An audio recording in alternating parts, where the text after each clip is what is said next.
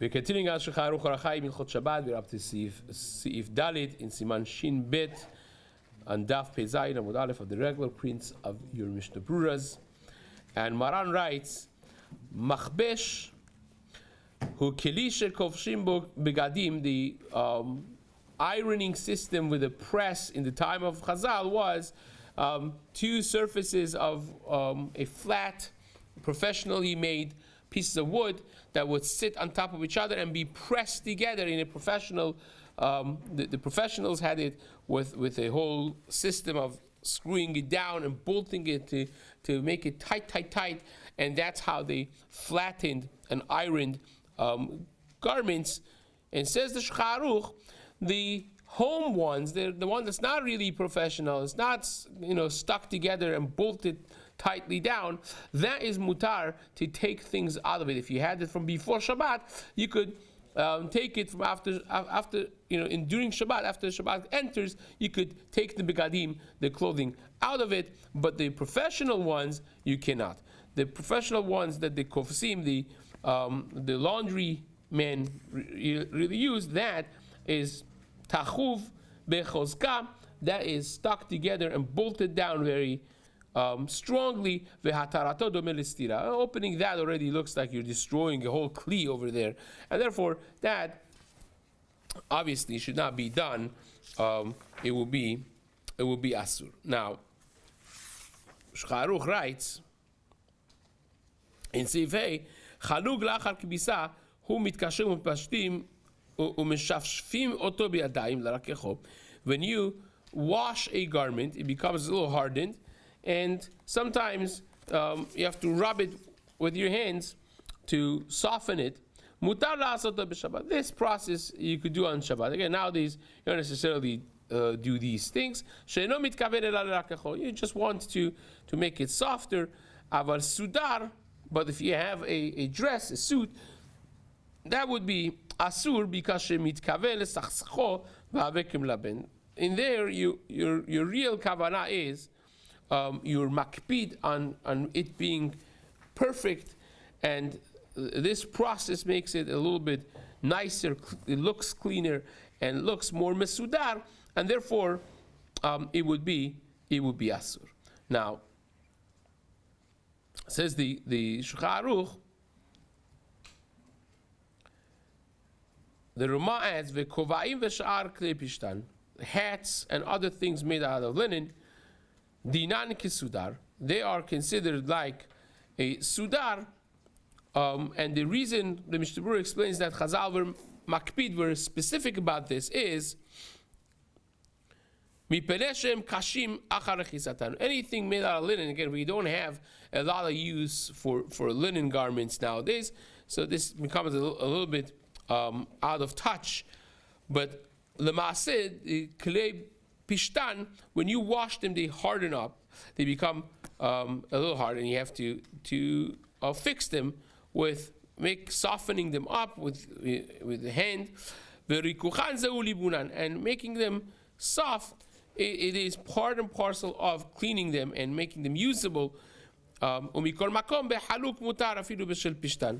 in a regular shirt, it would be mutar, even if it's made out of pishtan, because it's already malbush tachton, it's the undergarment that they would wear, basically.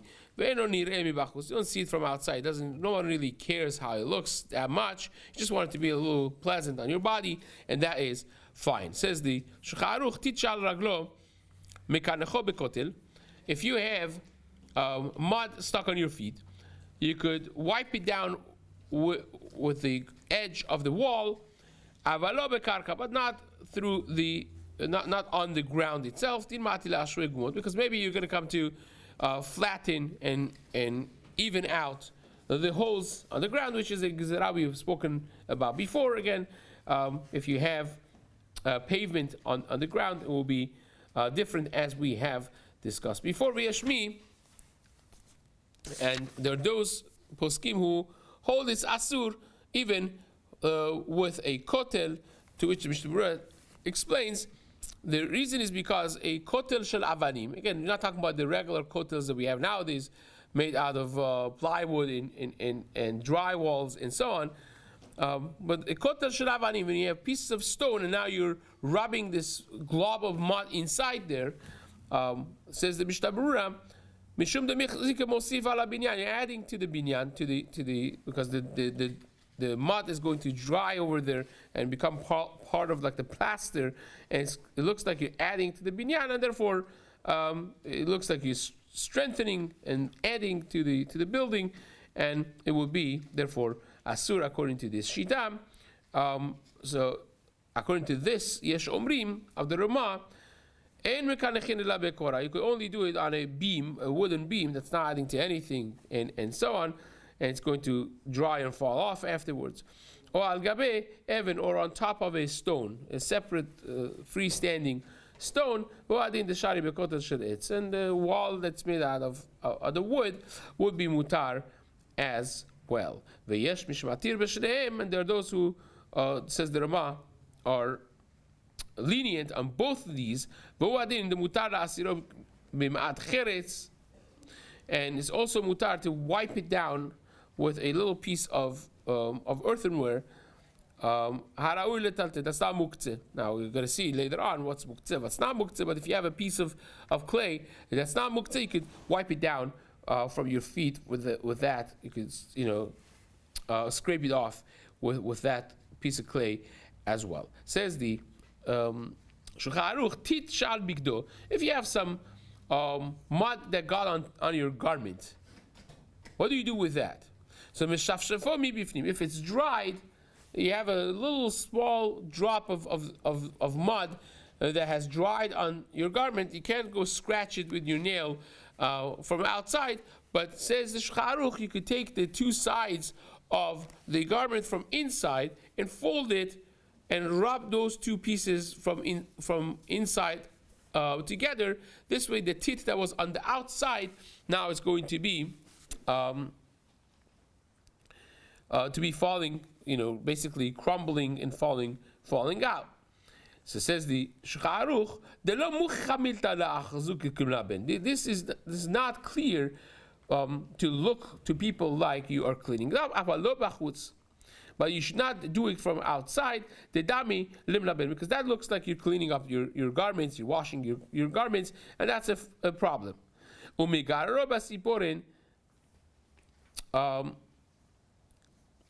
And you could be megarer batziporen, which the Mishna Berura writes over here, mibachutz lo nechshav libun. If you are megarer, you scratch it a little bit with your nail from the outside, that is not considered libun, so you could do it with the back of a knife as well. And but Yosef writes that even with the sharp part of the knife, you could scrape it off as well, because that's not looking like melabin. And there are those poskim who hold that this is only when the tit is still wet, it's not completely dried. But yavesh will be asur tochen, because you are now grinding up the dried up tit, and that would be a problem. Mishna Berura writes in this. You really don't need the ground up tit. The mud, it's not something you like. The dirt that's going to be right now ground up, it's not something that you need. It's going to just go off of your garment to the floor, whatever it is. You don't need it. You don't want it. Al kol panim isuram yaika, but lemaaseh it's got to be isur, even if it's the rabbanan. Ve'al yedei lo Yehudi mutar. Through a goy you could do it. Katabataz. That's only if you have an actual glob of mud on your beged. There's mamashut. When you scrape it off, as noflim berureati, then the small pieces, particles fall off. That looks like tochen. That's like grinding. If it only looks like a little tit is there, but it's not really a problem. And you're scraping it to nullify the look, the mar'eh, en ze dome lo tochen. That does not look like tochen, ומטעם זה יש להתיר למי שחלוק שלו מטונף, and therefore it's mutar for someone that their garment, their outer garment is dirty a little bit, ואין שם ממשות, and there's no ממשות, either soa or teeth, yavesh, יוכל לגרר בציפורן ולהסיר המראה כדי שיתפלל בנקיות. You could clean it off and daven with a clean garments. עד כאן לשון התז. ולפי עניות דעתי, this is the taz. Mishna Berura says, what it seems to me, יש להם as a tuba, it's very schwer, it's not so pashut. The name משום תוכן לקה, correct that it's not asur from תוכן, but על כל פנים מכוון בזה ליפות הבגד, you want to make your garment clean and neat, ולסכסכו שלא יישאר עליו שום רושם לכלוך, you want it to be ממש clean, and that's like מלבן. And it says, take a look at the Biur Halacha, that I spent a lot of time over there to explain this. Without the Pashut, the Afilu Data Taz, Eno Mutar, Lak the Garer Basiporen. According to Taz, even, it's only Mutar with your nail, or doing it from inside, the way we explained the Shcharuch, aber le Chaskes mi Bachus, to, cleaning it off from outside is going to be asur bechol gavni. That's going to be a problem regardless. That really is the gist of the halacha in Seif Zayin. Again, there's a lot to discuss in the Biur Halacha and what that means. The machloket Mishna Berura and the apparent machloket Mishna Berura and the Biur Halacha. So that basically concludes our Seif Zayin. We'll just do one more small seif over here as well. The Shcharuch writes in Seif Chet, En megardin besakin or besiporen min al. You can't scrape off of a shoe ben chadash ben yashan, whether the shoe is new or old, mi peresh kolef aor ve'ave machik, because you're going to end up scraping a layer of the leather with that as well. And that would be like the isur of memahek. And this is even, says the Mishna Berura, even if you have some mud on your shoe and you want to just take off the mud, you don't have kavara to scrape off the face of the shoe to take a layer off to be memahek. You're not trying to do that, but once you're dealing with with something that's leather, it's parchment. It will have this. They have to always be careful with the isur of memahek, isur doraita, and therefore, even though that you have some tit there and your kavara is merely to just take the tit off, it's going to be still psik rashe, and therefore you're doing it with a knife, with a blade. Even if you're doing it with the back of a knife, still a piece of metal that has an edge, and that would be like memahek, and therefore you should be careful. Not to do that. ועל כן, נכון להיזהר שיעשה הברזל שלפני בית הכנסת שמקנחים בו המנהלים אב ורחב. There was a thing made לפני בית כנסת because people are going in, they don't want it to be dirtying, making the beit knesset all muddy, so they had something that people scraped off their shoe from the mud before they entered the shul, and says the Rishur that's a potential isur memahek. So therefore, you should make it thick that the edge is not so thin to scrape off. You just this way you're cleaning off the mud, but you're not scraping the actual leather of the shoe, and therefore it will be mutar. So that basically concludes this topic, and we're going to be discussing the next part of washing shoes and cleaning off in the days to come. Bezat Hashem.